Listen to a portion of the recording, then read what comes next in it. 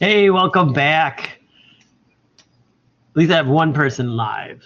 I was joking to myself.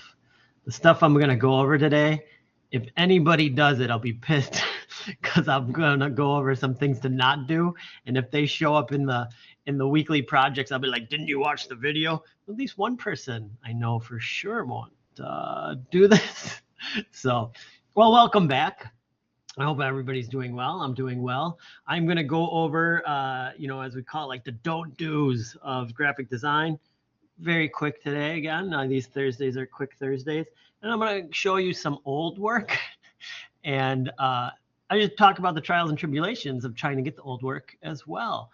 Um, we all know what we're doing. We're working with Dr. Bronner's, and you can rewatch that video from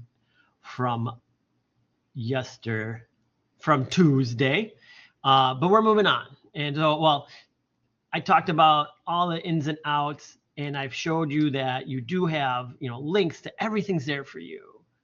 So I don't want no JPEGs. I don't want no cruddy stuff like a bad logo. It's all here for you, plus their stuff.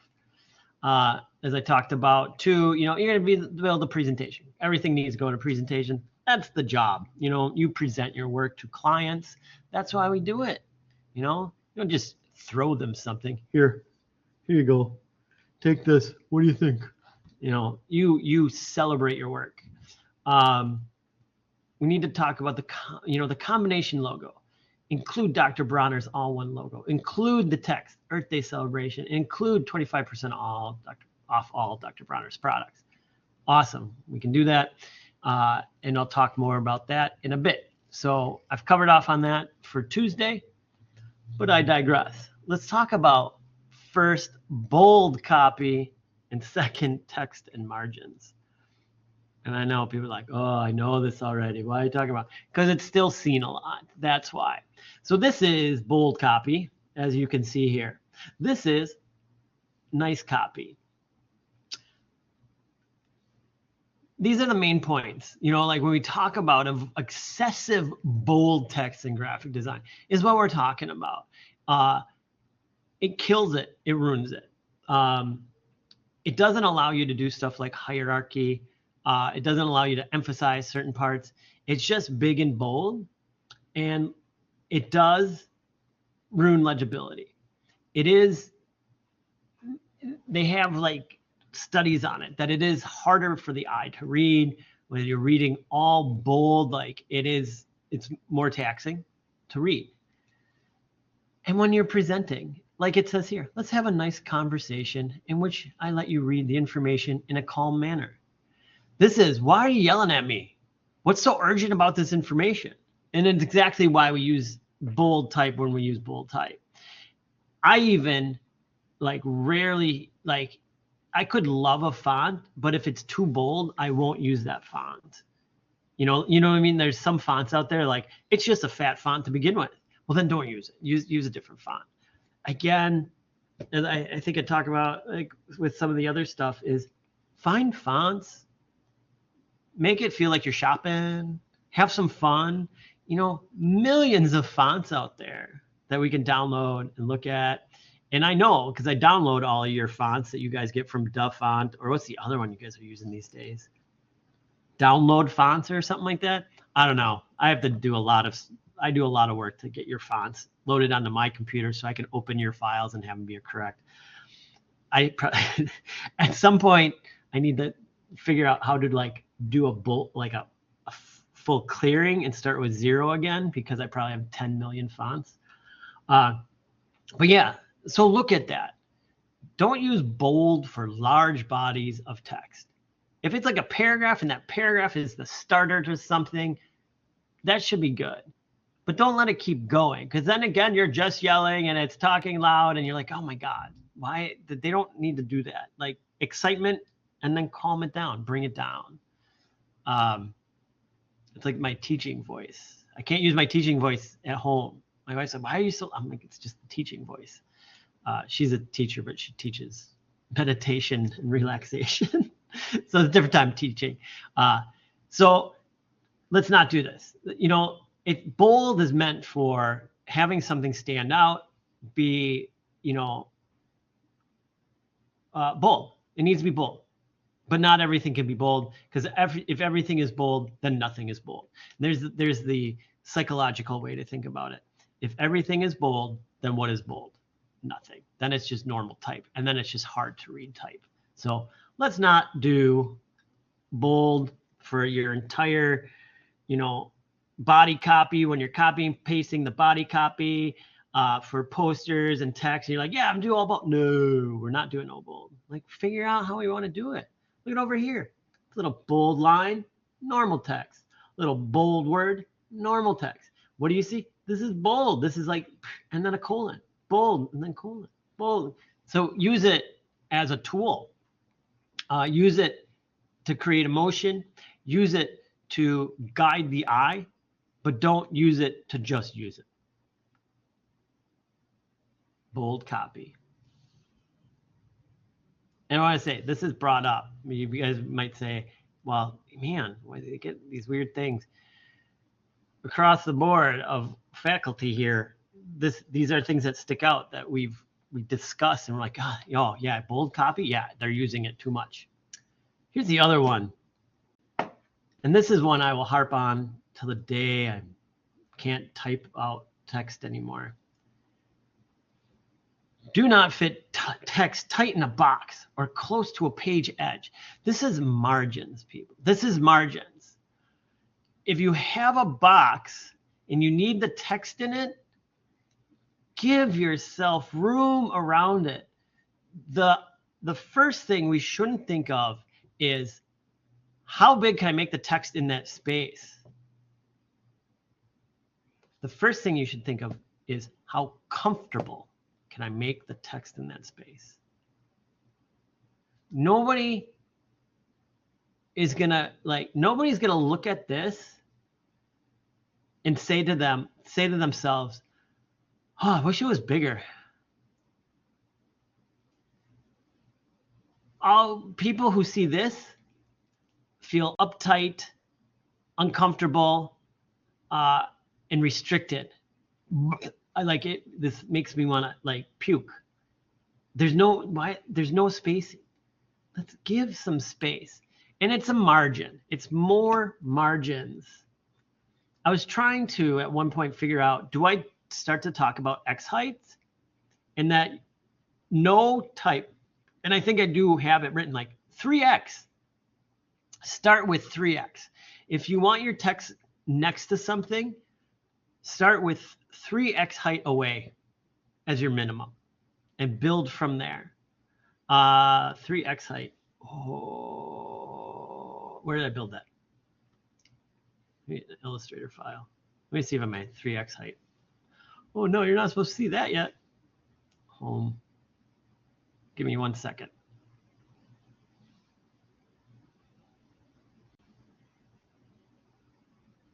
Oh, I may have gotten rid of it.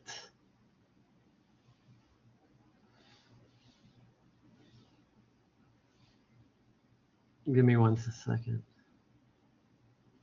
No. All right, I don't have it anymore. But what it was just a document that showed like the X height. You all have taken typography and should know when somebody says X height what that means. The X height is the height of an X. And if you stack those, a lot of times with a logo, they'll designate the X height and tell you there needs to be 2X around this 2X height around this logo. The X height refers to the height of the whatever in the logo.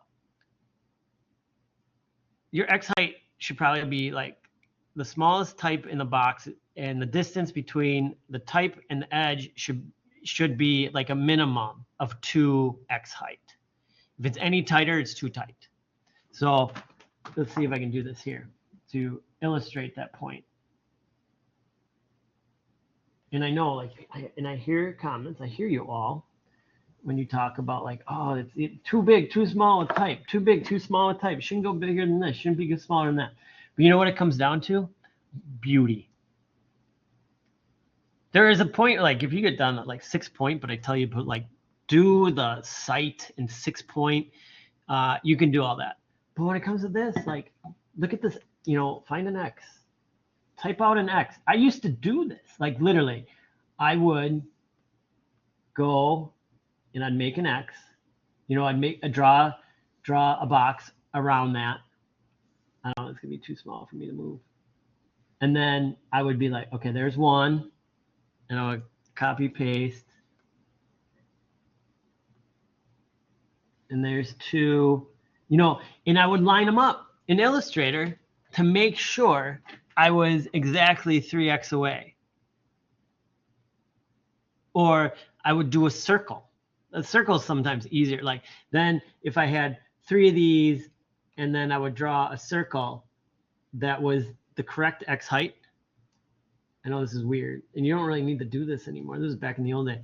And then I'd take that and I'd like move the circle around everywhere and be like, yep, there's enough room down here. Yep, enough room. And check at the top, check all the sides and be like, yeah, there's enough room. I have enough room on all the sides. It adds to the process, but if you just kind of start out just knowing, give enough space. We don't design like this. This is old. We don't put the text right up to a photo anymore. That's old. You're too far along to keep doing that. Don't think about, like I said, don't think about, I need to make the text as big as it can possibly be within this space. Think about, I need to make the text look as legible as possible, which doesn't associate with size, but comfort in reading in this space. It's all about the comfort in reading, not about the size of it. If there's a problem with size, guess what? These days, people wear glasses or readers, or you can zoom in if it's on a screen. Like there's so many ways that you can that the general public can overcome that issue. But doing design similar to this, is where we don't want to run. So that's a big one. And this one I still, to, you know, 4th semester students, and I'm still like, hey, you're too tight. It's too tight. So no more bold, only bold when you want to express yourself. Personal space. Do you want to be in a jammed up elevator or an elevator with just a few people? So think of it like that. Think about the text as they're little people and they want their space. They need their space. All right. I didn't want to show you that one. Oh, okay. So this is old. And I went over, the funny part is I went over some of this on Tuesday and I didn't realize how in line it was what I did like a year ago. And I don't look at this, or a semester ago. So this is what I did. And I went over this with everybody, is where I type it out or I write it out, but I write it out first and then I go and I type it out and then I start finding matching. And, you know, and I found a font. And now, you know, again, I'm part of it, finding some fonts. And right now I know what I need to do. But my main concern with this logo right now is Earth Day celebration. I think that's the best part about the logo, is Earth Day celebration. You know, like let's that hits home to a lot of people. We can, you know, express that. Dr. Bronner's Magic Soap logo, good, all one, good. 25% off. They can read that later, but let's get them in and be like, "Ooh, Earth Day celebration." Oh, okay. You know, like it's the grabber, and especially with this product, we're grabbing people who are like, you know, this used to be like a hippie soap. You know, it was totally a hippie thing back in the day, and then here, you know, like Earth Day celebration, 25% up. Maybe I put that there. And then, you know, like, and I was trying to figure out like where to place stuff. And then there's my all one logo drawing. But again, it's just a movement, playing around. Oh, I think I was experimenting with the text Here, this is text envelope distort. I believe I taught people how to do that. It is one of the greatest things ever. What am I coming up? If you need a word to fit in a space. Oh, I think I get, oh, I don't know if I can do the pencil tool. I have the pencil tool removed. I'm going to do this. And then I'm going to remove the background just because I use a different tool. So you don't have to go through all this whole process all the time. And then I have this. And then I'm going to go to, I need to expand it. I don't want all the parts and pieces of it. So object, expand. That just makes it a standard shape. And I put it, goes on top. And I select both. And I go to, oh, it's got all that shit down there. Sorry. It's got a lot of, I got to get rid of all that stuff. Got to make sure there's no artifacts showing up. And I should be able to, I might have to do it twice. Object, envelope, distort, make with top object. Okay, it didn't like my top pattern. There's something wrong with it. I'll just draw another one.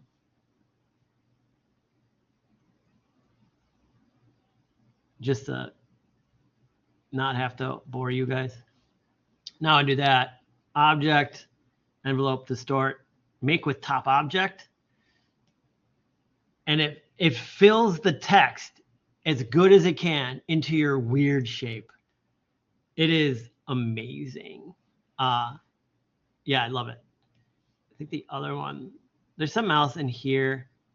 I removed them, and then I had a friend who was like, dude, you got to put them back. There's distort. There's a new distort that's really nice too. And I removed it because I modify these for what I use and what I don't use.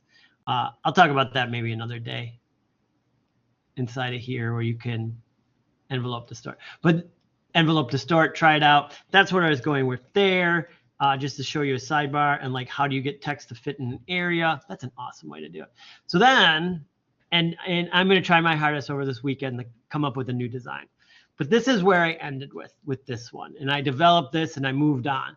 And as you can see, these are 4 renditions. And so I had an idea and it's the same base, right? Same base. So when we do that expansion next week of 10 variations on a logo, this is where we're going.